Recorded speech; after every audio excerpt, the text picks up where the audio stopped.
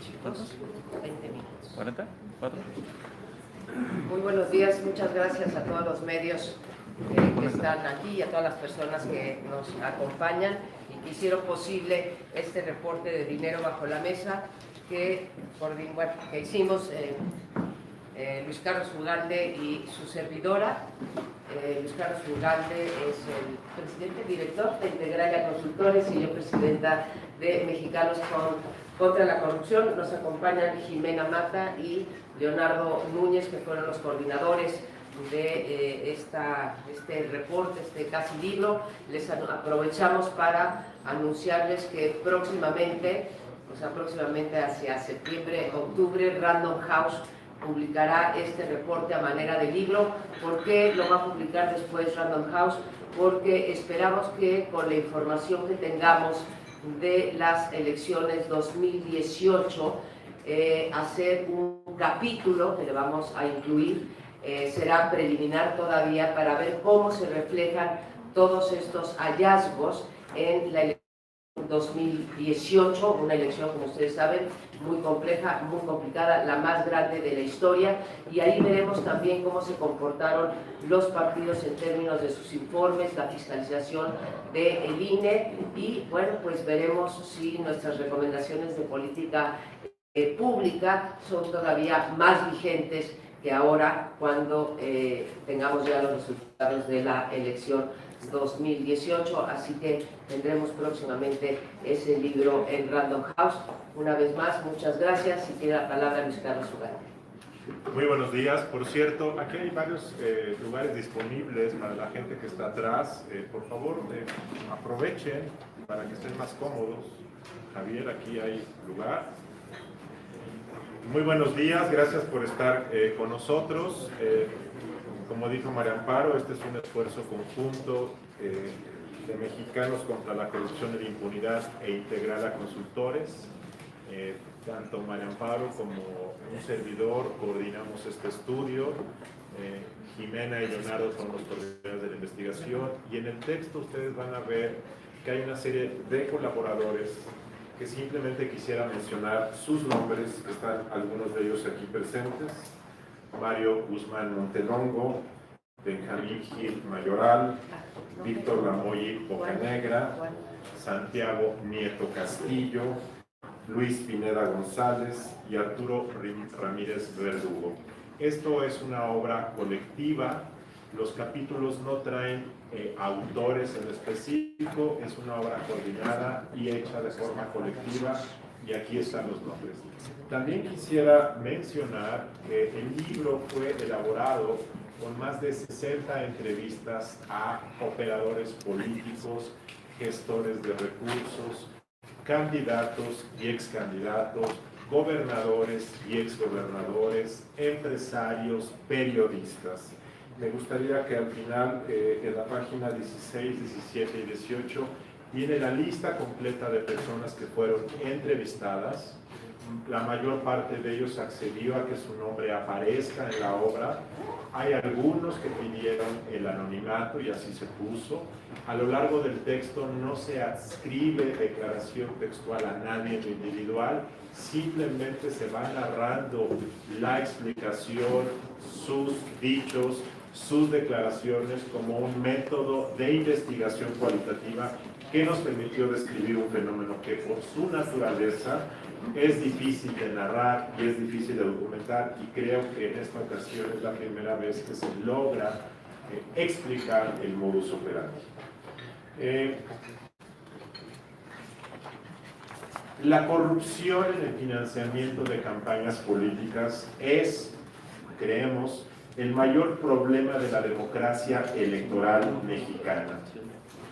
Durante una buena parte de los años 70, 80 y 90, hubo una lucha política en México para erradicar el fraude electoral, es decir, la alteración de los votos al momento de emitir el sufragio, al momento de contabilizar los votos y de difundir los resultados.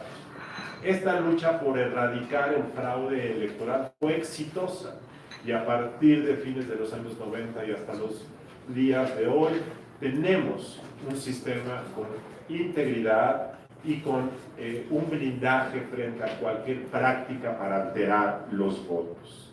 Sin embargo, la erradicación del fraude electoral ha traído de manera paralela la gestación de un problema paralelo muy grave, que es el tema de la corrupción en el financiamiento de las campañas y en el gasto excesivo durante estas.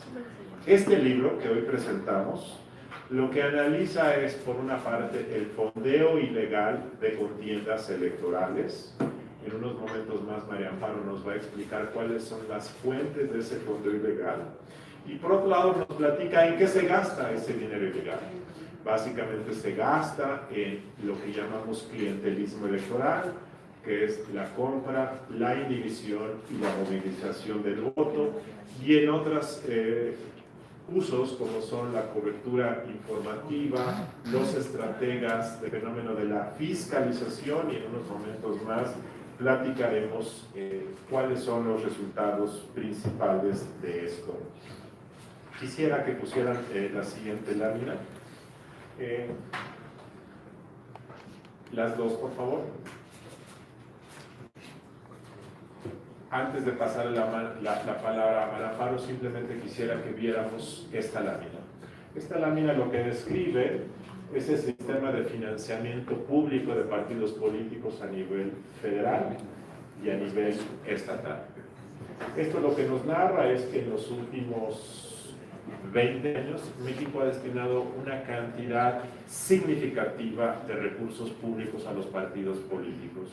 Cuando en 1996 se diseñó la fórmula que incrementó significativamente el fondeo de los partidos, se dijo que con ello se blindaría a los partidos de la injerencia indebida del dinero en la vida democrática. Y bajo ese argumento se les dotó de muchos recursos públicos. Este financiamiento público ha tenido una buena consecuencia, que ha sido la estimulación del pluralismo político, que es evidente en la vida pública. Pero de manera paralela ha fracasado en evitar que el dinero ilegal penetre a las campañas políticas, de tal forma que mucho dinero público ha invitado a mucho dinero privado. Y el día de hoy estamos destinando 11.844 millones de pesos para el fondeo de partidos políticos, pero como verán en los próximos minutos, el fondeo ilegal que corre por debajo de la mesa es varias veces el número que ahí aparece. Ahora le paso la palabra a María Amparo Castillo. Gracias, Luis Carlos. Pues la suma de este dinero de 1997 a 2018, estamos hablando de más de 100.000 millones de pesos que se ha dado de los impuestos de todos ustedes a los partidos a lo largo de todo este tiempo. Y como dice Luis Carlos, pues hay mucho más dinero, como dice el título de nuestro reporte, dinero bajo la mesa. Ahora, ¿de qué tamaño es el problema? La siguiente, por favor.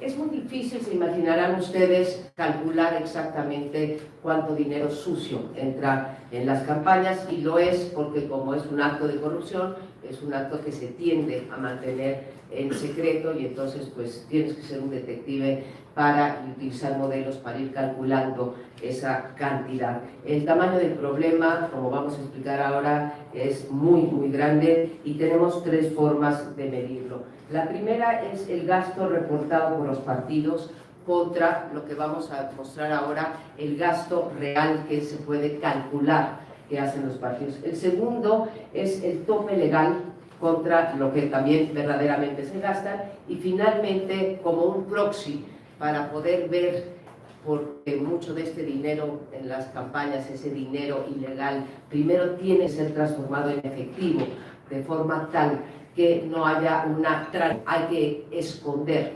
este dinero. Entonces hay tres formas, como digo, de medirlo. Y estamos entonces ante lo que yo diría una farsa, ante la siguiente, por favor, ante un gran engaño de estos más de 100,000 millones o estos 12,000 millones para la campaña del 2018. ¿Por qué el gran engaño? Primero, porque por cada peso reportado por los partidos, descubrimos en esta investigación que hay 15 pesos por debajo de la mesa. O sea, por cada 100 pesos que se dicen gastarse, pues hay 115 pesos. ¿Sí? Sí, 15 veces más. Esto está calculado a partir de los recursos para campañas a la gubernatura, particularmente de 2016 y 2017. ¿Por qué 2016 y no desde antes? Porque antes el INE no fiscalizaba estos recursos, entonces tenemos información a partir de entonces. ¿Qué hicimos para hacer este cálculo de 15-1? Tomamos nada más los partidos competitivos en cada entidad de la República para cada elección de gobernador, esto es el primero y el segundo lugar, e hicimos el cálculo, ahora van a explicar Leonardo y Jimena cómo llegamos a esta cantidad de 425 pesos que son necesarios. Pero les doy un adelanto, en las zonas urbanas hace falta 1,000 pesos para obtener el voto, en las zonas rurales pues 500 pesos, tomemos la media 750 pesos y llegamos a que es necesario 425 por cada uno de los votos. Así que llegamos a esta cantidad de 15.3 pesos, ¿sí?, ilegales por cada peso que está visible o que está por encima de la mesa. La que sigue, por favor. Según los reportes que hacen los candidatos aquí en México, no sé por qué, es como si en la escuela uno se autoevaluara y se autorreportara. Los partidos tienen, los candidatos, pues le dicen al INE lo que han ingresado y lo que gastan en las campañas. Bueno, ustedes se sorprenderán, pero según los reportes de los candidatos en las 15 elecciones que hubo en 2016 y 2017, nos dicen que se gastaron solamente el 32% del tope de campaña. ¿Se imaginan ustedes que si se pueden gastar 1,000 pesos, esto quiere decir que solo se gastaron 320 pesos y el resto, ¿dónde está? O sea, realmente creemos que si te puedes gastar 1,000 pesos para, como tope de campaña, te vas a gastar nada más el 30%, simplemente es una cosa que tiene poca credibilidad. Incluso tendríamos entonces que decir que las campañas en México, en la democracia más cara del mundo, son realmente muy austeras. Es un contrasentido. Lo segundo, los candidatos gastan más de 10 veces el tope legal. Esto es, si cada candidato se gastara lo que puede, de todas maneras hay 10 pesos por debajo de la mesa. ¿Sí? Si el candidato a gobernador en el Estado de México, que son 299 millones, o el candidato a Quintana Roo, que es de 4 millones, que ese es otro absurdo, la diferencia entre los topes de campaña, porque cada instituto electoral decide los criterios para fijar su tope de campaña, querría esto decir que 10 pesos más se gastan de ese tope de campaña. Ahí tienen ustedes la que sigue, porque es las dos, por favor, porque es un problema que tenemos en este país, que no acabamos de decidir si queremos ser federalistas o centralistas, porque el INE pues tiene que fiscalizar a todos los estados, a todas las elecciones, pero por otro lado los institutos electorales locales deciden cuál es el gasto de campaña. Como ustedes pueden ver en estas dos gráficas, no solamente la dispersión es grandísima, porque va de 300 a 4 millones, sino que no tiene, podrían decirme ustedes, claro, en el Estado de México se gasta más porque hay más electores, es la lista nominal más grande, pero no tiene ninguna relación si dividimos el número de electores entre el tope de campaña, pues no tiene nada que ver. ¿La que sigue?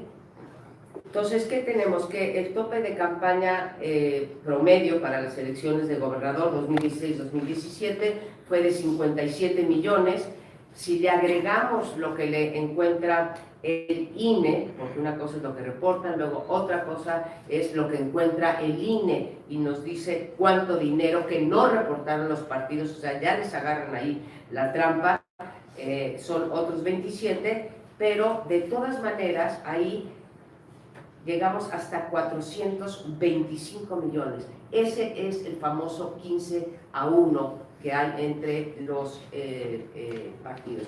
Y finalmente, el tercero es lo que se llama, adelante, como les decía, no hay manera, la que sigue por favor, no hay manera, ¿sí?, de que las trampas no se descubren si no se transforma primero el dinero en efectivo. Y ahí hicimos un trabajo con los datos oficiales del Banco de México, en donde descubrimos que en los meses anteriores a la campaña, de febrero a junio, sube 37,000 millones el dinero en efectivo que hay en la economía. Nos decían en una entrevista que antes de que las elecciones fueran competidas, lo que ocurría era que en diciembre, enero, o sea, Navidad y Reyes, era cuando más subía el dinero en efectivo, pero después luego bajaba. En febrero otra vez se estabilizaba. Bueno, pues descubrimos que no se estabiliza, que cada 3 años, cuando hay elecciones federales, ahí tenemos el 2015 y el 2017, o el 2012 y el 2015, subió 37,000 millones y 28,000. Esto quiere decir el 5% del dinero en efectivo en la economía. No podemos afirmar con certeza que todo se vaya a campañas políticas, pero sí es curioso el dato de que repentinamente en los 4 meses de campaña suban las transacciones en efectivo, y pues sí, por eso tenemos las tarjetas Monex, las tarjetas Asismex, bueno, estos plásticos que se entregan, y todo este dinero, que hay compañías especializadas, como la narramos en el reporte, que se dedican a, digamos, lavar el dinero, a transformar el dinero en efectivo para que no haya trazabilidad de Leonardo, si nos explicas los resultados de... bueno, el resultado de la fiscalización. Va. Sí, si nos ayudan poniendo el siguiente lámina. Bueno, como explicaba María Amparo, hay resultados por parte de la fiscalización. El INE sí logra encontrar una parte del dinero ilegal que los partidos no reportan. Sin embargo, de analizar los resultados hay 2 partes bien interesantes. En primer lugar, esto es solamente para las elecciones de 2017, el 27% de los recursos que se gastaron en total a partir de la información oficial no habían sido declarados y los detectó el INE. Sin embargo, por toda esa cantidad de dinero que fue detectada en gastos, no hay un equivalente en los ingresos que se detectan. En este caso, el INE solo detectó 31 millones de ingresos no reportados. Esto quiere decir que la diferencia entre lo que no se encontró y lo que sí se encontró, no hay una explicación clara de dónde proviene ese dinero. Y el INE no lo sabe con certeza, porque también no es su labor hacer un ejercicio de fiscalización de todo el mercado y todos los mecanismos que permiten allegarse a recursos. Entonces, lo que tratamos de hacer fue crear un par de capítulos en los cuales documentamos cuáles son los principales mecanismos que podrían explicar el ingreso de los recursos ilegales a las campañas. Si nos ayudas con la siguiente. Tenemos 2 capítulos principales, uno sobre desvío de recursos públicos, otro sobre desvío de financiamiento a partidos privados, y reconocemos que el crimen organizado también es una fuente de financiamiento. Sin embargo, dada la naturaleza del fenómeno, en este reporte en particular no contamos con los herramientas para abordarlo, pero lo tenemos considerado como una tercera fuente de financiamiento. Sobre el desvío de recursos públicos, por favor la siguiente. En nuestro capítulo número 4 tenemos una serie de mecanismos particulares. En particular destacamos 8 mecanismos.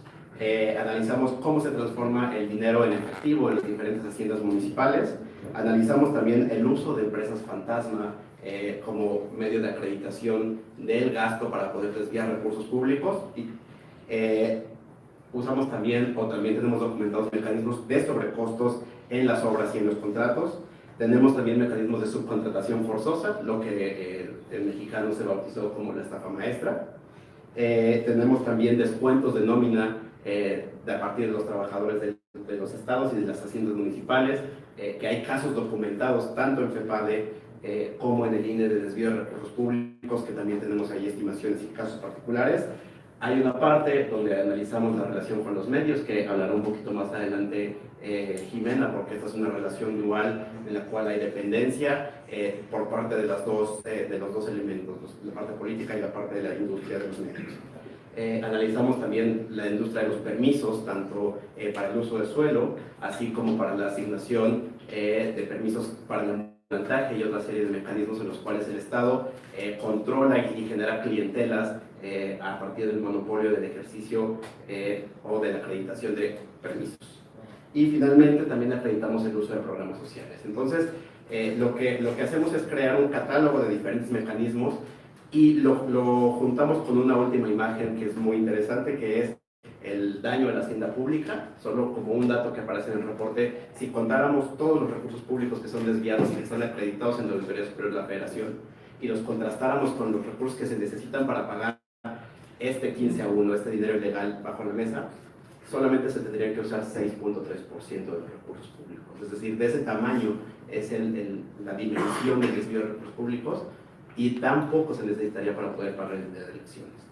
Sin embargo, no todos los recursos públicos que son desviados se llevan a las campañas, y no todos los recursos que se usan en las campañas provienen de origen público. Por lo tanto, también hay otro siguiente capítulo en el cual analizamos la relación entre los privados y los medios.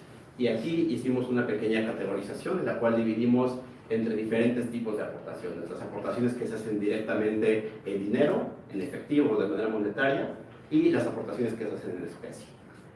Y aquí no quiero alargarme mucho, pueden consultar en el capítulo cuáles son los diferentes mecanismos, pero se resumen en la entrega directa de dinero en efectivo, que está por demás documentada en la prensa y que logramos corroborar en muchas de nuestras entrevistas.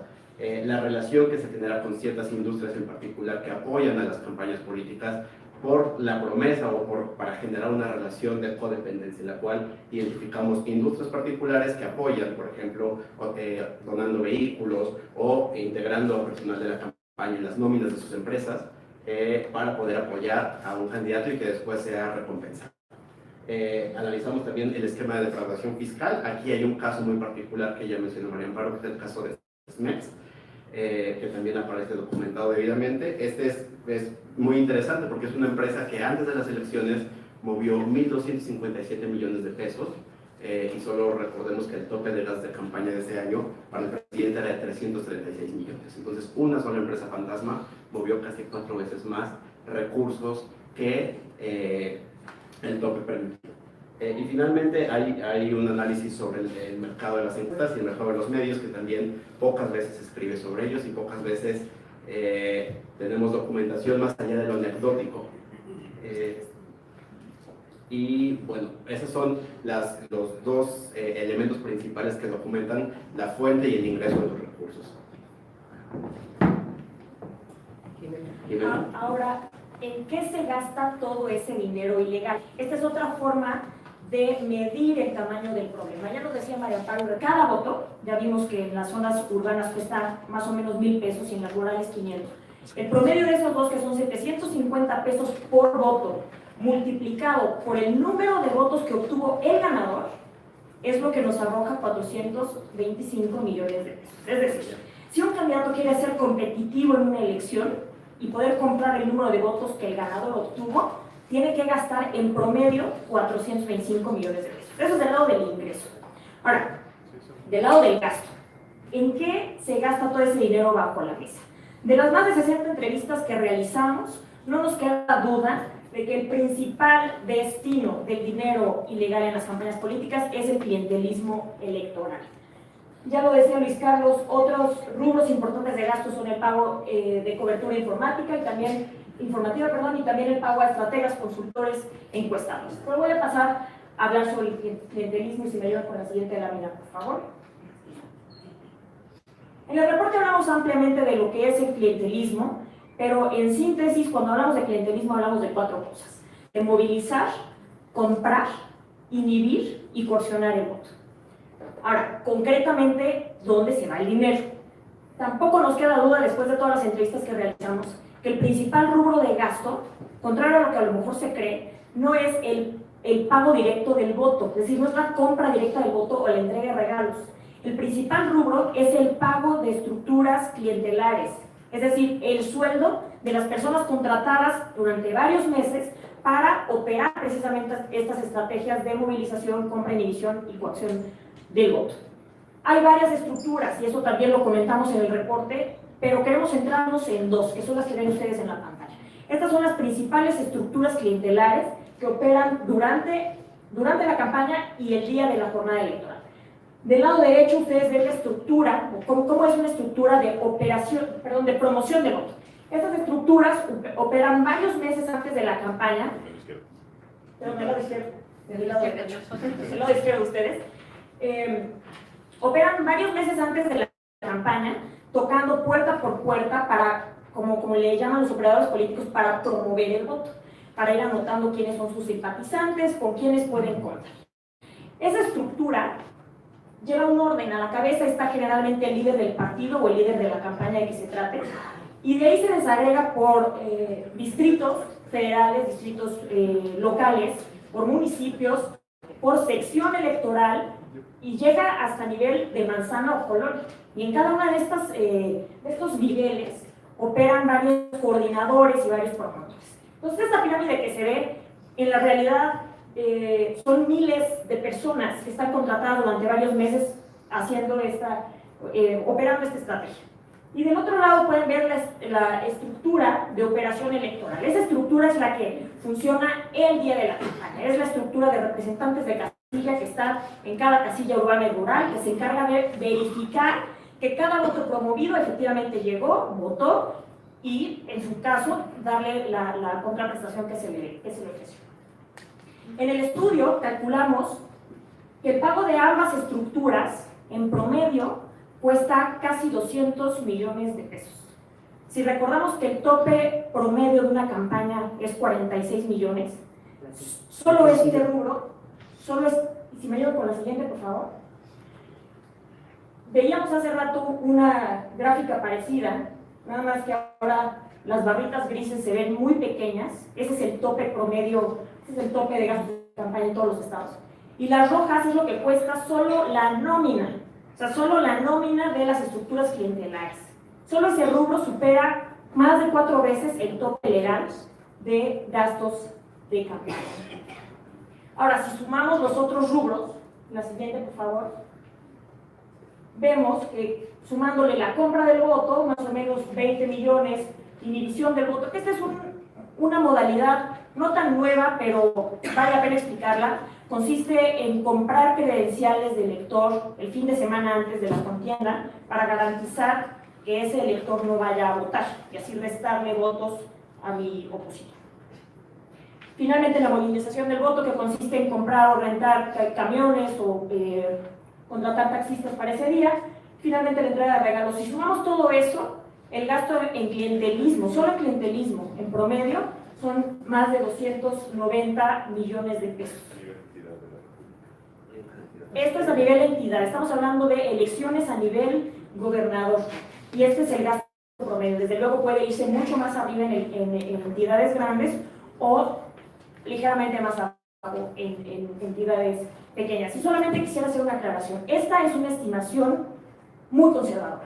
Aquí estamos asumiendo que las estructuras clientelares que se vieron en la lámina anterior solo operan durante 3 meses, solo operan durante los meses de campaña. En la realidad sabemos que operan durante 6 o hasta 12 meses. Entonces, si ese es el rubro más importante de gasto y consideramos que estuvieran ellos contratados por más de 6 meses, esto obviamente que sería mucho más arriba. Es una estimación conservadora. Si sumamos esto más el gasto real, llegaríamos más o menos a la misma cantidad de más de 400 millones de pesos en una campaña local, es decir, 10 veces más el tope legal o 15 veces más lo que se reporta. Siguiente, por favor. Y el segundo destino más importante del dinero ilegal es el pago de cobertura en medios. Este rubro, dada su condición de ilegalidad, se realiza siempre por debajo de la mesa. Y hay varias formas de hacerlo. Una es que el candidato o el partido paguen directamente al medio en efectivo o usando esquemas de triangulación. Otra es que algún tercero, llámese algún empresario, le pague directamente al medio, pero le ofrezca el servicio al candidato. Y otra, que es la más importante, es utilizando el rubro de comunicación social de los gobiernos. Y solo para darnos una idea, en esta gráfica lo que vemos es que en las entidades con elecciones a gobernador, el gasto en comunicación social es más del 1000% superior a lo que estaba presupuestado.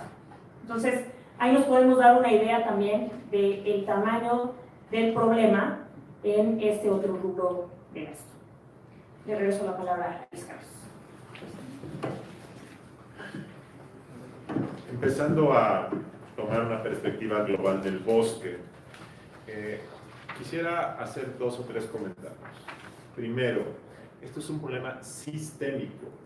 Adjudicárselo a un partido, a un color, a un gobierno es totalmente incorrecto y nos engaña. Cualquier partido político con acceso a los recursos del gobierno, sea federal, estatal o municipal, tiende a reproducir las mismas prácticas, de tal forma que para resolver problemas sistémicos se tienen que buscar soluciones sistémicas, como las veremos en unos minutos.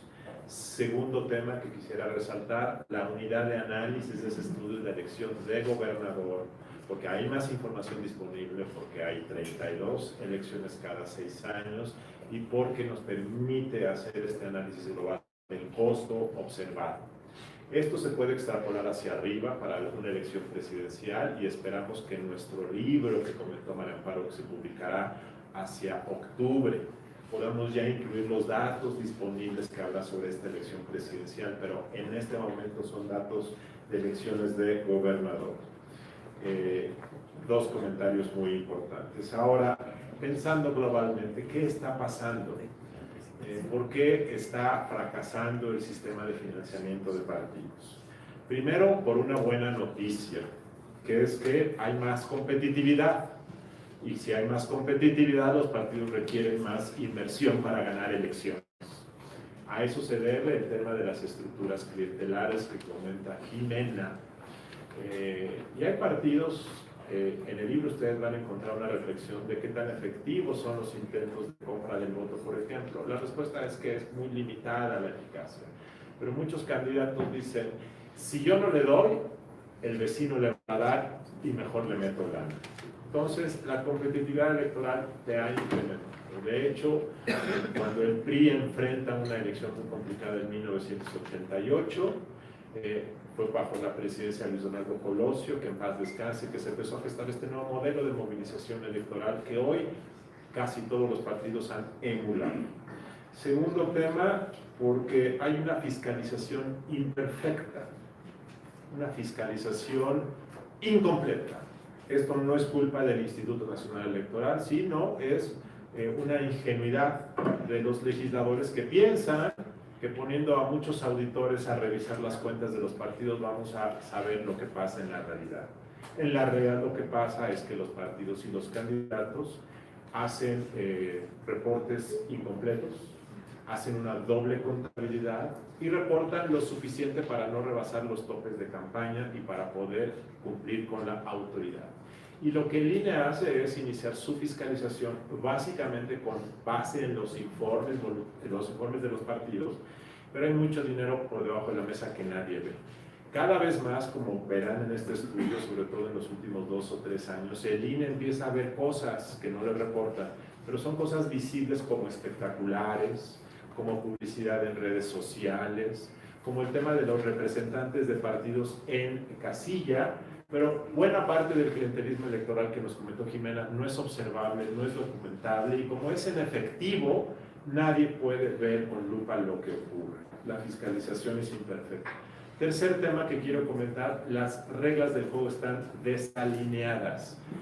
La fórmula de financiamiento de partidos no tiene ninguna lógica. Los topes de campaña no responden a ningún análisis de costo realista de lo que cuesta hacer una campaña. Y luego las reglas de donaciones privadas son sumamente bajas, de tal forma que el sistema invita a su violación porque no se basa en ningún criterio realista ni racional sobre la realidad. Otro tema que aquí ponemos son los partidos que evaden la legislación. Y la evaden por algo que va a comentar María Amparo en unos momentos, que es rentable violar la ley porque las multas son un costo de operación, y en unos momentos que ella les va a comentar. Otra razón es la marginación de la pobreza. La marginación de la pobreza ha hecho que los partidos políticos en plural hagan un uso de esa pobreza y de esa necesidad para poder hacer campañas exitosas, y esto lo están observando todos ustedes en la prensa, en donde hay crónicas en diversas regiones del país de varios partidos políticos que están recurriendo al clientelismo y a la entrega de despensas. Otra razón por la cual el dinero ilegal es tan amplio es por el contubernio del negocio público-privado. Muchos contratistas privados ven a las campañas como una oportunidad para comprar derecho de picaporte y donan 10 pesos a la campaña sabiendo que van a obtener 100 pesos o 1000 pesos. Y muchos de los contratistas que surgen con cada nueva administración municipal, estatal o federal son quienes dieron dinero a esa campaña. Por eso ustedes verán, y esto ya se ha documentado, que al inicio de cada gestión gubernamental surgen muchas empresas que no existían, usualmente quienes fondearon campañas políticas. Y el contubernio público es que muchos gobernantes compran impunidad fondeando a los candidatos de su partido para que una vez que ganen, puedan ellos recibir el beneficio de no ser tocados.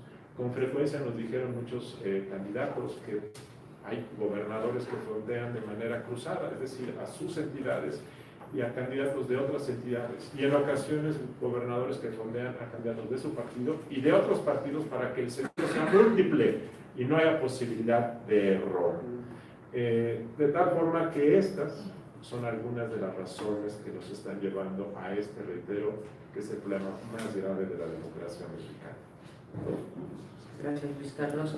Pasamos entonces, bueno, es el último punto que mencionaba Luis Carlos, que es en la lámina anterior, que los delitos no se castigan. Ya sabemos que tenemos tasas de impunidad en México, en términos generales, no hablo nada más de los delitos electorales, del 97%. Entonces, ¿qué es lo que está pasando? Que las multas son rentables en este país. Ya les había dicho al principio que el total de financiamiento público era de más de 100,000 millones de pesos si contamos desde 1997.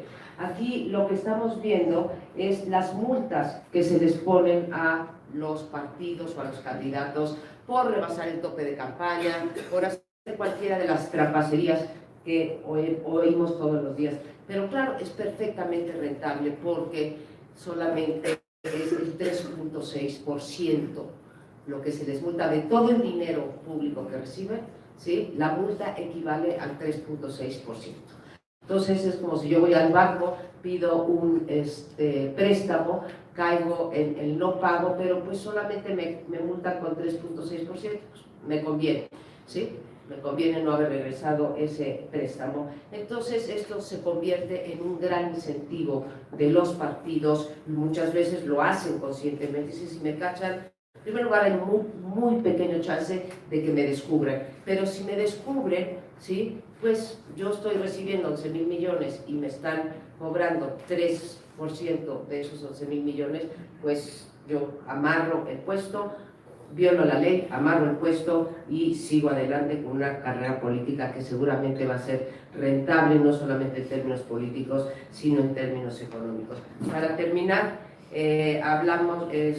vamos a las propuestas de política pública, pero antes de pasar a ellas queremos agradecer a los equipos de Integralia, de Mexicanos contra la Corrupción, que hicieron, la verdad, un gran trabajo para difundir esto, y una felicitación, un agradecimiento muy especial a la arquitecta Mónica Arzós, que se encargó bajo una presión espantosa de editar este reporte de dinero bajo la mesa. Muchas gracias, a Mónica y a su equipo.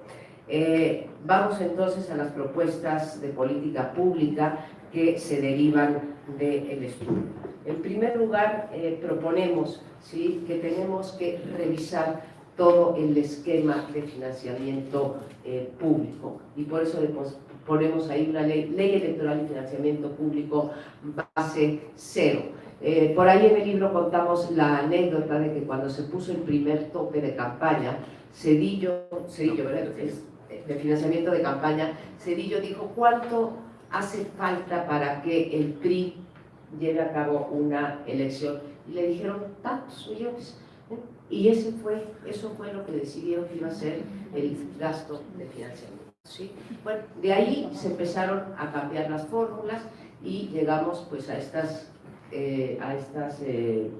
cifras estratosféricas. Creo que tenemos que tener criterios, saber si alcanza ese dinero para hacer campañas o si no alcanza, cuáles son las verdaderas necesidades, porque además recuerden que ahora les regalamos los spots a los partidos, porque antes el 60% de ese financiamiento público para la campaña se iba en la compra de publicidad de medios, periódicos, bueno, escritos y medios electrónicos. Ahora ni siquiera eso. Entonces hay que revisar eso.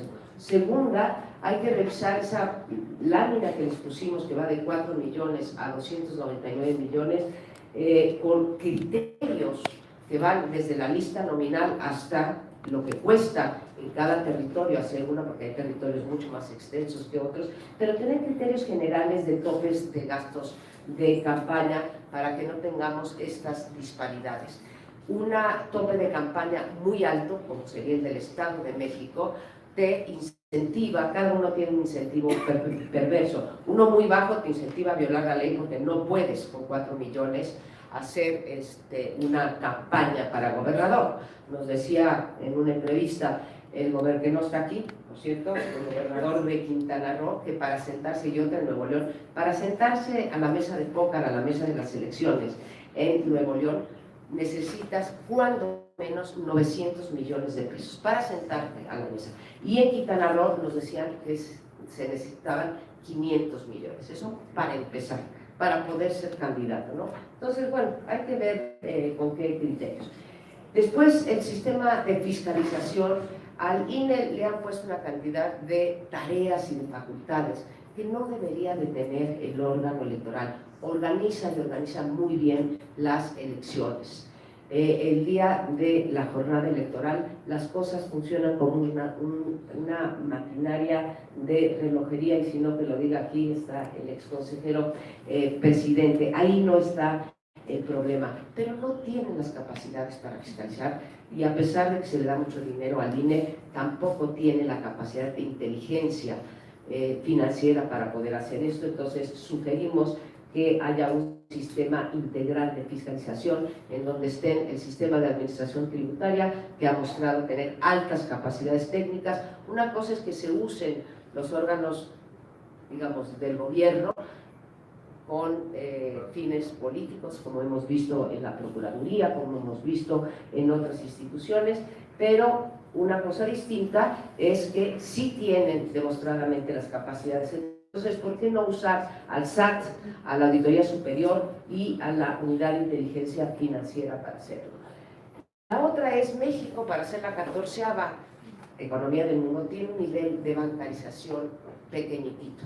Creo que es alrededor de 28% la bancarización en México. Tenemos que elevar esa, dense una idea, en Brasil es alrededor de 63%, ¿sí? Tenemos que elevar la bancarización de este país. Bueno, eso va con la propuesta 7 también, pero la normatividad bancaria para que podamos, para que las entidades fiscalizadoras, en particular la electoral, puedan tener acceso a las transacciones y a las cuentas individuales. Hoy en día hay cuentas individuales que tú puedes abrir prácticamente de manera anónima. No te piden papeles, te piden tu nombre, te piden tu credencial de elector, y no tienen los bancos la necesidad, la obligación de guardar, y así es como se han hecho las triangulaciones. Revisar el uso de efectivo en las campañas, pero no solo en las campañas, sino también en las operaciones de gobierno. La cantidad de operaciones en efectivo que se hacen en el gobierno, incluso en el gobierno federal, ya no les digo en los gobiernos municipales, es altísima. Tenemos que bancarizar toda transacción, no se justifica, o la gran mayoría, que sí, no puedes cobrar en un palenque, no puedes pagar, como diría Luis Carlos, con una American Express, pero la gran mayoría sí se puede, igual el uso de efectivo en las campañas, y proponemos también, porque hemos visto que uno de los problemas fundamentales es el sistema de contrataciones y proveedores a nivel local. Si uno descubre, ¿sí?, que una empresa donó a una campaña, esa empresa debería de quedar automáticamente impedida para contratar en el gobierno de ese candidato ganador al que se le dio dinero. De disminuir la publicidad oficial, ya les explicaba Jimena cómo la publicidad oficial no solamente es el gasto que autoriza el Congreso, sino que esto llega a rebasar hasta 500% lo que es autorizado por el Congreso, y a través de la publicidad oficial se desvían muchísimos recursos, como vimos por ejemplo en la estafa maestra, pero eso ocurre también en el caso de esta otra estafa maestra. Entonces tenemos que eliminar áreas de riesgo con también las empresas de medios. Hay muchas empresas de medios que no solamente son dueñas del periódico, de la televisora, de la radiodifusora, sino que tienen otras empresas que están integradas y que a través de esas se puede hacer ese pago del que hablaba Jimena hace un momento. Y finalmente, revisar la tipificación y sanción de delitos electorales para que no ocurra este incentivo que dices, bueno, pues sí, incurro, quebranto la ley, y si me pescan, con gusto pago la multa porque es muy rentable. Y yo le quisiera pedir las dos últimas, porque yo sé que son muy caras para él, el voto obligatorio, y por qué el voto obligatorio sí puede resultar en un desincentivo a que entre tanto dinero ilegal en las campañas. Luis Carlos, para cerrar. Muy bien. Si el clientelismo electoral es el factor más relevante de gasto ilegal en una campaña, la pregunta es ¿cómo se ataca esto? Comúnmente se ha dicho vamos a prohibir los utilitarios, vamos a prohibir las despensas. Yo he oído gente que dice vamos a prohibir que se dé dinero en efectivo en una campaña. Nada de eso funciona. Nuestro sistema electoral está lleno de prohibiciones superficiales e ineficaces. Y esta idea, al menos a mí, pero ya había circulado, me la dio en una comunidad de Sandina Roberto Trada. Roberto es estratega de campaña durante muchos años. Me dijo, mira, yo creo que el voto obligatorio puede ayudar a esto. Y hay una lógica en este tema del voto obligatorio. En México el voto es obligatorio, por cierto, en la Constitución, pero no hay una sanción para quien no cumpla esa obligación. Cuando el costo de trasladar a los votantes recae en el partido en una campaña, tienes que invertir una cantidad de X.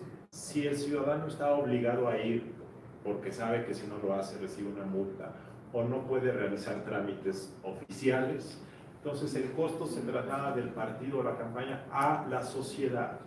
Y esto descarga una fuente enorme de contratar taxis, movilizar votantes. No es lo mismo comprar una elección, entre comillas, cuando vota el 45% del electorado que cuando vota el 85 o 90%. El ejercicio clientelar pierde lógica, se desmorona.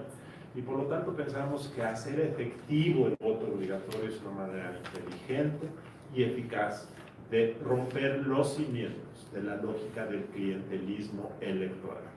De tal forma que eso me parece que más es una medida ejecutable. Simplemente hay que establecer las modalidades bajo las cuales puedes ejercer una sanción sobre quien no vote. Buena parte de los países de América Latina tienen esa modalidad del voto obligatorio sancionable y creemos que nos puede ayudar a romper los cimientos del clientelismo electoral. Y las urnas electrónicas. Uno de los rubros donde más se gasta dinero es en los representantes de casilla. Y por cierto, los representantes de casilla y los funcionarios de casilla en un mecanismo manual y de papel de contabilidad de votos cometen errores, que ha llevado, por cierto, en muchas ocasiones a acusaciones de fraudes inexistentes. El hecho es que la urna electrónica el futuro nos descargaría de la necesidad de tanta gente en la casilla electoral. Y esa cantidad de gente en la casilla, tanto para el INE como para los partidos, representa una inversión enorme de dinero que comúnmente para los partidos es en efectivo y no se reporta. La urna es además la visión del futuro para tener conteos más precisos. Hasta ahora no ha funcionado por la desconfianza. ¿Ustedes creen que en esta elección se rompa la feria de las desconfianzas? No tengo idea. Pero lo que sí creo es que en el futuro, cuando rompamos este tabú de las irregularidades en el control de votos, podamos dar ese paso, nos va a ahorrar mucho dinero. Y estas son las propuestas, y con esto terminamos la exposición inicial. Estamos a sus órdenes. Muchas gracias.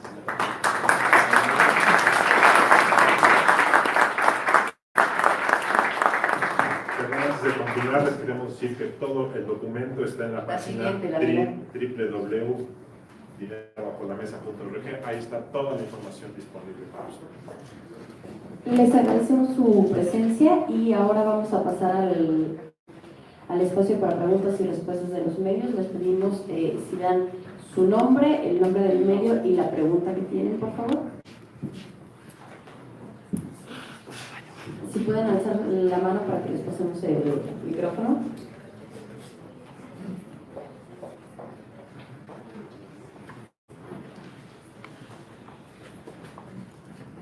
Bueno, gracias. Soy Jonathan Schlotter de la Harvard Business School y les voy a pedir un pronóstico. ¿Cuáles son las probabilidades de que pasen las ideas buenas que ustedes tienen? Y bueno, lo propongo como una hipótesis o una pregunta, pero si gana, digamos, mí, pues está tan cercanamente ligado al PRI, al mar de corrupción que es el PRI, que será un problema. Si gana, digamos, Anaya, a lo mejor está completamente de acuerdo con ustedes, pero también si hace un compromiso con el PRI, como quiere Jorge Castañeda, o aún con el grupo de Calderón, pues a lo mejor será otra vez el PRI. Y si gana López Obrador, cree que si pone un buen ejemplo, pues todo se va a resolver. Y creo que posiblemente no tiene la idea de las instituciones. Entonces, la pregunta es, ¿cuáles son los problemas en implementar las buenas ideas que ustedes tienen? ¿Vamos una por una o 3 y 3? Bueno, comento brevemente. Mira, el gran problema son las cuentas por pagar.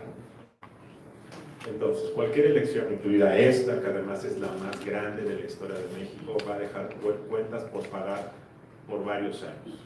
Los gobiernos, una vez que llegan, tienen que hacerlo a través de la licitación, asignación de contratos de obra pública, permisos, o en ocasiones desvío de recursos públicos para pagar con dinero de la caja a los donadores. Puede ser un entorno así, cambiar la ley que te permitió ganar, es difícil. Pero yo creo que para todos los partidos y para los candidatos, este sistema se está saliendo de control y ya es una camisa de fuerza que es insostenible y además es infondeable. Afortunadamente, los estudios de la Auditoría Superior, de organizaciones de la sociedad civil y otros están poniendo la luz sobre un fenómeno que ya está fuera de control. Ahora bien, desafortunadamente muchas reformas electorales en el pasado se han hecho para solucionar conflictos políticos, no para ver la mejor solución de largo plazo. La pregunta es, depende de quién gane, ¿habrá o no una nueva reforma electoral? Y a veces yo temo que puede ser una reforma para empeorar más las cosas. O a veces me despierto con cierta optimismo, decir, ahora sí vamos a ir a una reforma inteligente, eficaz, que vaya a la raíz del problema, porque en ocasiones se ponen parches que no solucionan nada, como fue hace algunos años, en 2014, es decir, para evitar el gasto ilegal en campañas, vamos a anular las elecciones en caso de rebase de topes. Así dice la Constitución. El resultado ha sido totalmente ineficaz porque, como se ha dicho en esta presentación, nunca puedes documentar el gasto ilegal de una campaña porque es buena parte del tiempo en efectivo. No, te agrego, John, únicamente a lo que dice, estoy de acuerdo con Luis Carlos Ugalde. ¿Perdón? Celular de la chica. Creo que el problema va más allá de quién gane, Mida, Naya o Andrés Manuel López Obrador, porque esto es, o el Bronco, me corrige, o el Bronco, va más allá de que gane cualquier partido. ¿Por qué? Porque las leyes electorales, las reformas electorales, en primer lugar se han hecho al gusto del perdedor, una cosa curiosa, ¿sí? Para apaciguar al perdedor, y las hacen los diputados y los senadores. Yo lo que propondría es una cosa que no estaba allí porque no tiene que ver con el financiamiento de campañas, es una cosa que para mí es realmente un gran misterio. ¿Qué hacen sentados los representantes de los partidos en la herradura del Instituto Nacional Electoral? Es como si en la COFESE, en la Comisión de Competencia, tuviera sentadas a las empresas que son monopólicas y se están investigando, o en la de telecomunicaciones tuviera sentado a Televisa y a TV Azteca, qué sé yo. ¿Qué hacen los involucrados en la herradura? Yo lo que propondría, sé que no se puede, es que se hiciera un proyecto desde una institución académica o desde las organizaciones de sociedad civil de ley electoral sin la intervención de los partidos, y después, desde luego, nosotros no nos ensuciamos la mano en la política, son los legisladores, los representantes, ellos lo tienen que aprobar, pero hacer un saque con eso, Pérez de Harvard, con el velo de Rolls, ¿sí? Para tener una ley. Esto de los gastos que decía ahorita Luis Carlos, hoy en día, con el último reporte que tenemos del INE, estamos a 2/3 de la campaña, sí, ya nada más queda un mes.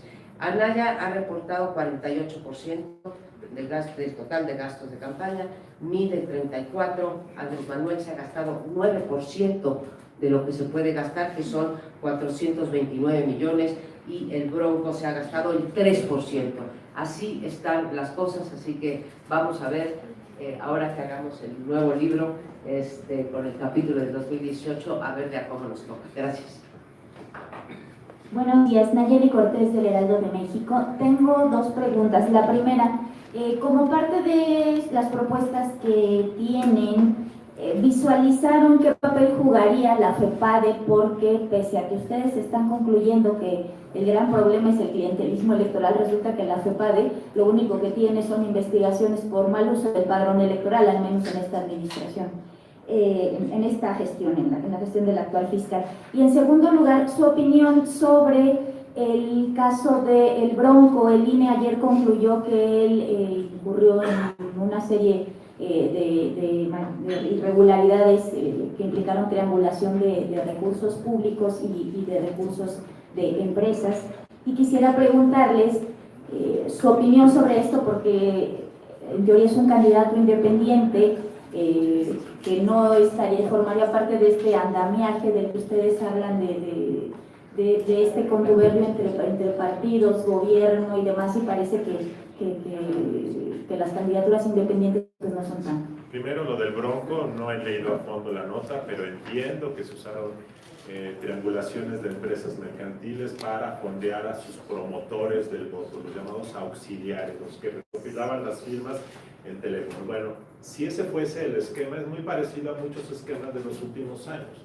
Ocurrió en 2012, recientemente el INE, por cierto, hizo una nueva multa a varios partidos por tarjetas a través de BBVA Bancomer, si mal no recuerdo, y que está aquí documentado en el libro. Entonces, lo que esto nos demuestra, el Bronco, más otros casos de varios partidos, es que los partidos requieren dispersar los fondos para pagar a sus promotores, sea de clientelismo, sea de firmas, sea de lo que sea, y usan con frecuencia triangulaciones a través de empresas mercantiles. Es un fraude a la ley, es algo que está prohibido y es un ejemplo adicional de lo que hemos venido platicando. Dos, el enfoque punitivo. Todos los sistemas normativos deben tener una sanción para quien la viola, pero no debiese ser el eje medular para regular el comportamiento político. El comportamiento político se regula de manera más eficaz con las políticas preventivas, teniendo un sistema que te ataque la causa del problema y no el problema en el punto de venta. Es decir, ya que ocurrió, el gran problema del enfoque penal es que vas a castigar a los infractores, lo cual es correcto, pero debe ser un asunto de última instancia extraordinario. ¿Qué ha pasado con la FEPADE y el Código Penal? Que efectivamente muchos de estos fenómenos de clientelismo, compra, coacción del voto, requiere que los infractores, tanto que intenta comprar el voto como el comprado, vayan y ratifiquen sus hechos ante un ministerio público, lo cual prácticamente nunca ocurre. Afortunadamente, en los últimos 2 o 3 años, el número de casos de clientelismo electoral se ha ido alzando como resultado de que se cambió la legislación en 2014. Hoy tienes más casos. El gran problema es que la sanción es muy difícil porque la demostración de los hechos, salvo que tengas una cámara de video, pero aún cuando tengas la cámara de video, requieres que la persona vaya a ratificar su denuncia. Y luego hay un tema adicional. La compra del voto en realidad se debe llamar intento de compra del voto, porque comprar el voto significaría que Jimena cambió su intención del voto cuando yo le di 100 pesos y nunca lo sabremos porque el voto es secreto. Una única adición dentro del enfoque punitivo, que como dice, no debería de ser el eje, pero sí tenemos que en los delitos electorales la gran mayoría, lo que es más, solo uno es la excepción, no se castigan con privación de la libertad, ni mucho menos. Solamente el peculado electoral tiene esa sanción. Entonces, no solamente es difícil probar, sino que una vez que castigas, pues el castigo o se lleva en libertad el juicio, ¿sí? O tiene un castigo, digamos, como una multa administrativa, ¿no? Entonces, pues ahí también tenemos un problema adicional. Omar González, de Verificado 2018. Estamos observando un fenómeno de gasto creciente en redes sociales, bueno, publicidad en internet y redes sociales. ¿Cómo verían ustedes la factibilidad de un modelo de cooperación con empresas como Google y Facebook para que sean, la cooperación entre estas empresas y el Instituto Electoral o la organización encargada de fiscalizar cuánto se está invirtiendo, dado que es un fenómeno que ha ido al alza?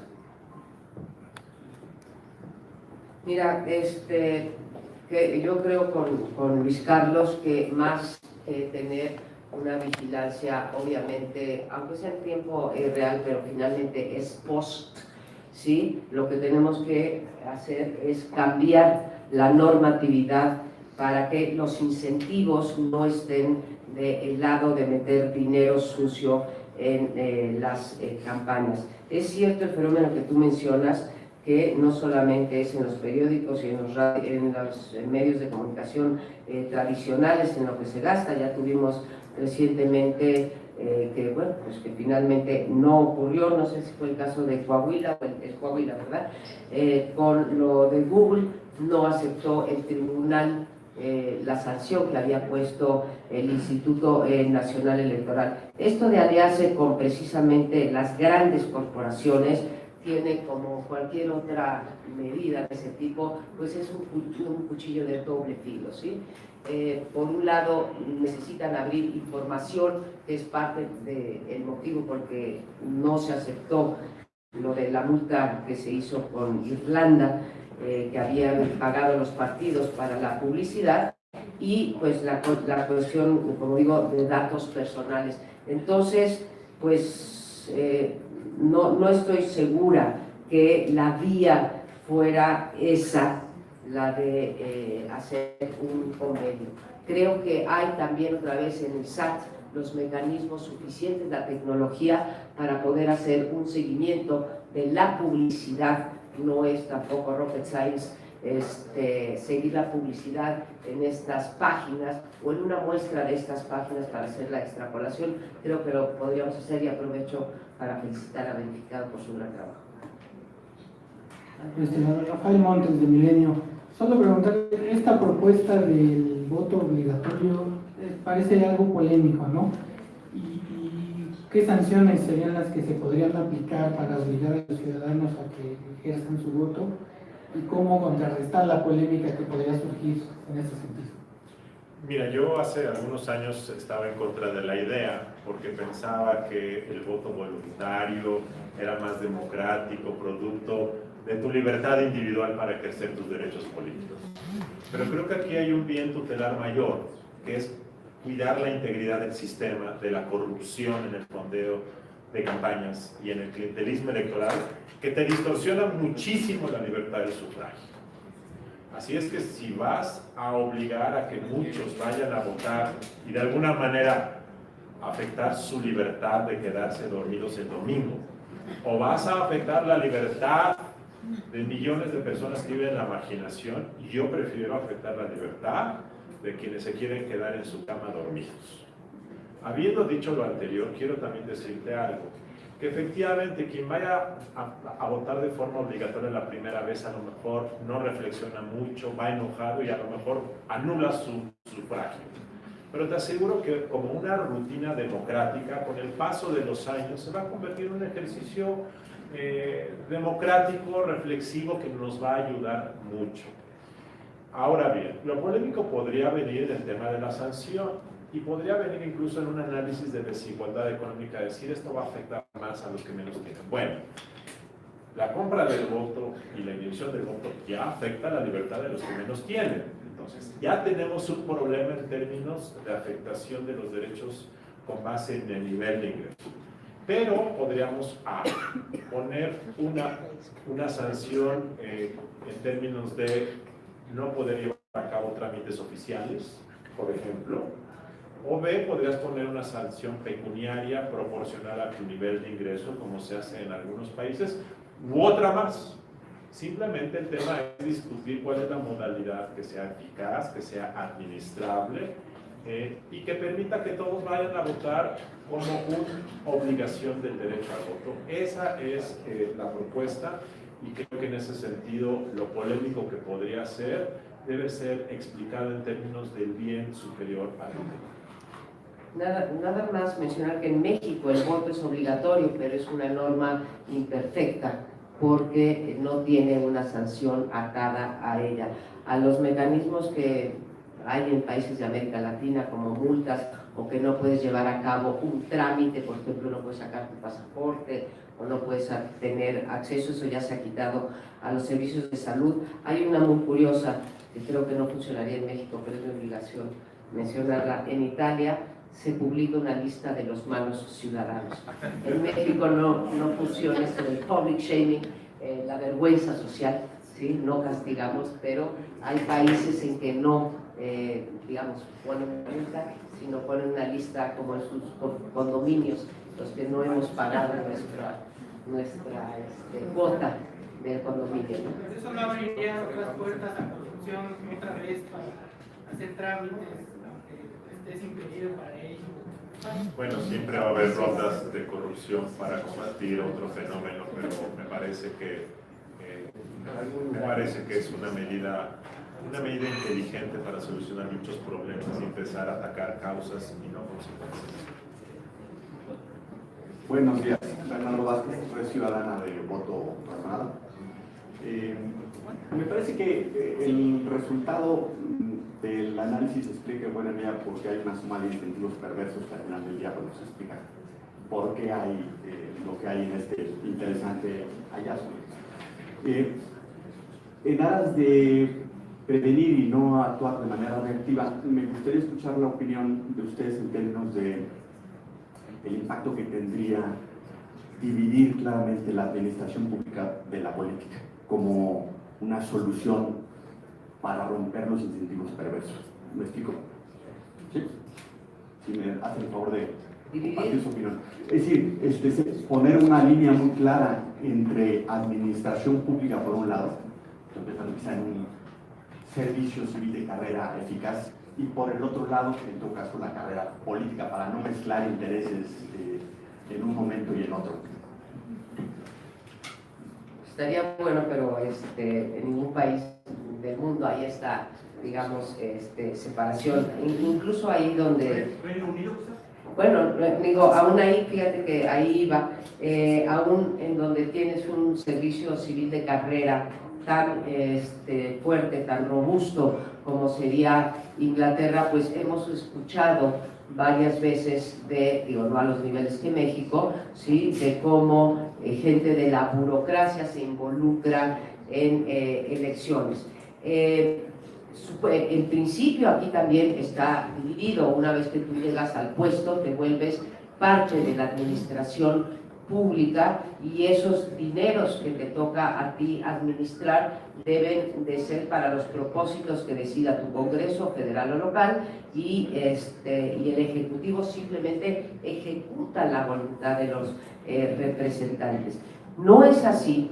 Y tomemos el caso de Estados Unidos, porque luego también nos confundimos. En Estados Unidos, que aquí es una cosa que yo nunca he entendido, en Estados Unidos el presidente de la República puede hacer campaña y ahora nosotros vamos a enfrentar, que está en el Ejecutivo, por tanto es parte de la Administración Pública Federal, nosotros nos vamos a empezar y no tenemos una normatividad para ello, porque ya hay reelección en este país, cuando menos para diputados y senadores. Todavía no rompemos el tabú de gobernadores y el presidente de la República, pero si Obama usaba, porque no me gusta citar al otro señor, si Obama usaba su avión presidencial para ir a apoyar, como fue el caso, a la senaduría de Massachusetts cuando se murió Kennedy, pues pagaba su gasolina y pagaba la renta del jet presidencial, porque no podía más que volar en el Air Force One, ¿sí? Entonces, el problema no es que se mezclen, porque para llegar a la administración pública, para los altos puestos normalmente llegas en cualquier país, hay 3 carreras que están entremezcladas, la partidaria, la administrativa y la del puesto de elección popular. Es imposible separarlos, lo que hay es que tener esa probidad. ¿Sí? Yo no creo tanto en la ética, porque no nos movemos por la ética, nos movemos por intereses particulares, pero mover por lo que tú empezaste en tu pregunta, los incentivos para que la administración pública no se meta en esta parte del desvío de recursos, porque son precisamente los del servicio civil de carrera, pues los que acaban pagando el plato, ¿sí? De los secretarios y los subsecretarios y los oficiales mayores. Nunca se castigan estos 3 de arriba por las capacidades políticas, se castiga a los de abajo, jefes de departamento y directores. Buen día, por acá. Guadalupe Flores, de Noticieros Televisa. Yo tengo 3 preguntas. La primera, ¿tienen algún estimado de qué porcentaje del dinero bajo la mesa proviene del crimen? Ustedes al principio del estudio comentaban que no lo han tenido todavía bien estudiado, pero en los últimos años y ante el alto nivel de crímenes, por ejemplo, de aspirantes a algún puesto de elección popular, está muy evidente de que están presionando mucho, que están pidiendo derecho a piso, que los dejen trabajar según ellos. Quisiera ver si pueden tener un estimado de decir cómo darle seguimiento al dinero del crimen, porque esto parece que ya es preocupante. Por otra parte, en materia de clientelismo, ¿qué porcentajes o qué proporción, digamos, de este clientelismo está pesando más? ¿La informalidad, por ejemplo, los taxis, los taxistas, los tianguistas, el ambulantaje, etcétera, o el sindicalismo del famoso voto corporativo? Y por último, ¿hay alguna evidencia de financiamiento del extranjero, en intromisión del extranjero en las elecciones? ¿Pudieron darle seguimiento a esto o verdaderamente México está inmune a alguna contaminación por parte de algún gobierno extranjero? Por ejemplo, leía una nota periodística hace unos días que por ejemplo, para los bots que están ahorita circulando en redes sociales, algunos de los candidatos están siendo patrocinados por Rusia, por ejemplo, de Estados Unidos, para favorecer a uno u otro candidato. ¿Esto se contempla también como dinero bajo la mesa o una presión bajo la mesa? Gracias. Sobre el financiamiento del crimen organizado no se aborda en el estudio porque es una naturaleza diferente y porque nos focalizamos en la corrupción de actores institucionales, gobiernos y particulares. Este es un fenómeno creciente, muy preocupante, que incluso está llevando en algunas regiones del país a que el crimen organizado, ya en otra modalidad de influencia indebida en la vida democrática, esté preseleccionando ganadores de contiendas políticas en algunas zonas del país. Pero este es otro fenómeno que no se aborda aunque se enlista. Respecto al tema del clientelismo aborda papel de sindicatos, de organismos como tianguistas, taxistas, antros, incluye estructuras intermedias de partidos políticos en el norte, en el sur, arriba, abajo, rojo, verde, naranja, amarillo. En realidad el gran problema de este país, yo creo que buena parte de su gobernabilidad está construida sobre el clientelismo. Y las estructuras clientelares, como te dicen muchos de los entrevistados, llega un partido nuevo a gobernar un estado y se apropia de las estructuras clientelares que tenía el que gobernaba antes. De tal forma que las estructuras clientelares en realidad son como ejércitos de mercenarios que movilizan votos para uno o para el otro. Ahora, por cierto, que se hizo el ejercicio de recolección de firmas de candidatos independientes, algo que se descubrió es que en ocasiones los movilizadores del voto de partidos en temporada de independientes van a recolectar firmas para independientes y luego se regresan y venden su servicio a quien sea necesario. El problema fundamental es el clientelismo. Y un problema que ha exacerbado esto es la fragmentación de los programas sociales, más de 6.000 a nivel federal, estatal y municipal, sin reglas de operación, sin padrones de beneficiarios, sin claridad. Como se documenta en este estudio, muchas veces los partidos y las campañas fondean sus estructuras clientelares con cargo a esos programas o usan despensas o programas de esos programas sociales para usarlos políticamente. Así que una solución que también se plantea en el estudio y que otros organismos de la sociedad civil, entre ellos Mexicanos Unidos contra la Corrupción, ha dicho, una solución a este problema global tiene que ver con poner en orden los programas sociales, consolidarlos, regularlos, vigilarlos. Y esto es parte del tema. Sobre el tema del financiamiento extranjero, nos metemos en eso. Se narra el fenómeno de Amigos de Fox, de hace 15 años, donde hubo un esquema de financiamiento extranjero, pero no se aborda en el tema. Perdón, el ambulatorio no sé si es un caldo de cultivo para esto, pero la informalidad en general sí ha crecido como caldo de cultivo para este dinero bajo la mesa. Sí, sin duda, la informalidad y la informalidad, el nivel de ingreso y la disposición, digamos, de los trabajadores informales a ser presas o voluntariamente, porque también es un negocio de ida y vuelta, no es que pobres ambulantes, no. Entre los ambulantes también hay de muchos, ¿sí? Hay ambulantes organizados y hay el pobre señor que se pone en algún lugar y no está metido en una red clientelar, ¿no? Pero sí tiene que ver. En México tenemos por cada trabajador formal tenemos es de 60%, ¿no? De informalidad, casi 60%, 58%, ¿sí? Ese en principio, como lo es la pobreza, y no digo que todos los informales sean pobres, ¿sí? Hay trabajadores formales que ganan mucho menos que los informales, son en principio presa de la posibilidad de caer en las redes clientelares.